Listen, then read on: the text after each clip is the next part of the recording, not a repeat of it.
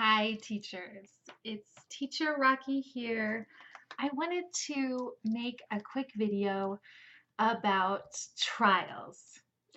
I've taught a lot of trials this summer, and I've learned a couple of things that have really helped me convert more trials, and I've been using them consistently now for several months, and I just wanted to pass along a couple of trial tips. There are some great trial workshops. If you haven't taken those, highly recommend. Also, I thought the training for the 3.0 trials was really helpful. Um, so there's so much stuff at our disposal for learning about trials. This is just a couple of ideas. These are a couple of ideas that I've discovered have been helping me in class. Um, I think in general, keeping the goal of the trial class in mind is very important.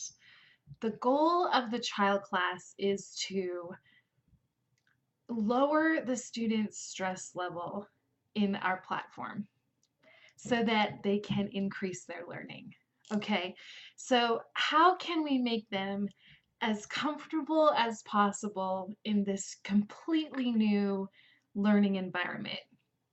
Um, that's my goal. How can I make this child feel totally relaxed so that they can learn as much as possible through the VIPKID curriculum? Okay, so I call this trial orientation. Trial orientation. So I start out with just a couple of minutes. Hello, my name is Teacher Rocky. If mom is there, I say hello to mom or dad. And just greet the student, ask questions, and while I'm doing that, I'm assessing their speaking ability. Do they have any idea what I'm saying? And at all levels, we're surprised, right?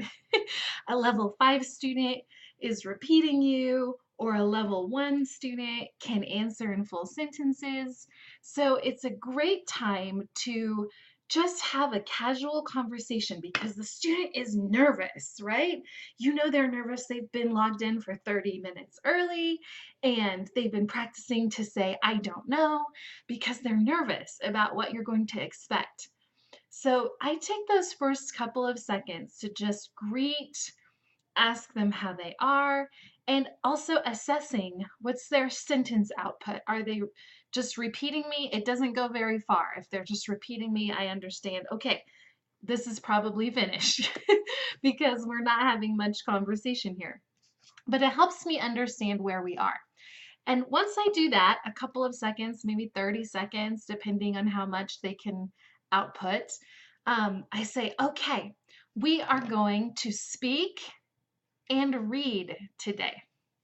Okay, so they understand that they should be ready to talk and be ready to read. Okay, very young students, I'll say, you watch and listen. Okay, so they understand what's expected in the trial. And then, so I'm still on the welcome slide. I haven't done anything else yet. Although the new trials do have a great little, like the first slide is a really great little conversation starter. So I have started to skip to that first slide, but still, it's not necessary. We're not using the tool yet. We're still just talking. And then the next thing I want to do is get the student to understand that they can draw on the slide, and I want them to draw on the slide. So, I mean, we all have that student that figures that out right away, and before you even turn on your camera, the screen's all blue. They know I can draw on the screen. But even for that student, I say, can you draw? I will ask them, are you using computer or iPad?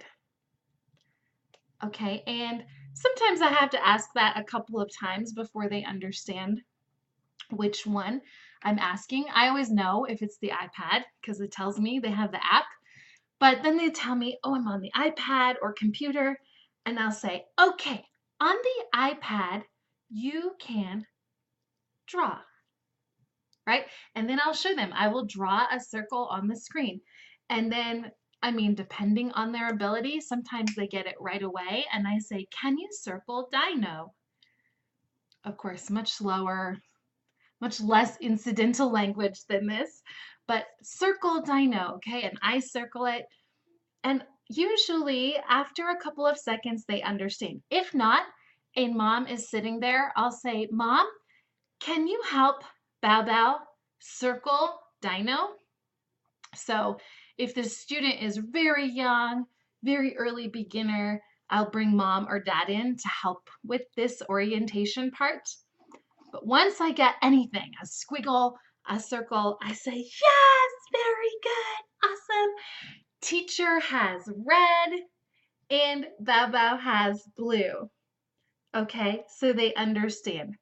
Sometimes I will still use the tool where I make, the tracing circle for them. So I'll just draw a dotted circle around and so they understand, oh, she wants me to circle. But this has helped me so much. Before we even begin, the student understands how to engage in our platform. And so that's very helpful when I need them to match mom and dad, that they know they can draw a line because we've already gone over it. Okay. Today I had a hard one. The student didn't quite get it. So I probably took a minute explaining how to circle and draw. And it's okay because I'm not rushed in a trial class. And I really want them to feel comfortable in our platform.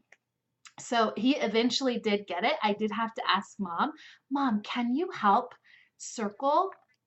Okay, and mom was able to show him that he can use the mouse to draw on the screen. And then we're ready. I say, okay, you are ready. Let's go. And then we can begin our class. So it's just a small tip in the new trials after the goodbye slide. There are some extra slides which are very helpful. Even going to the blank slide and doing the trace circle, or in the level 1 and very lower levels, there are some like dotted drawing slides. So the students understand right away they're supposed to connect these lines. And it just really helps lower their anxiety level and my anxiety level because I know they're going to be able to use the platform really well. I also use the reward slide for this in the level one trials. So you can draw on that one as well and they understand what's coming. So I hope that's helpful. Good luck converting trials.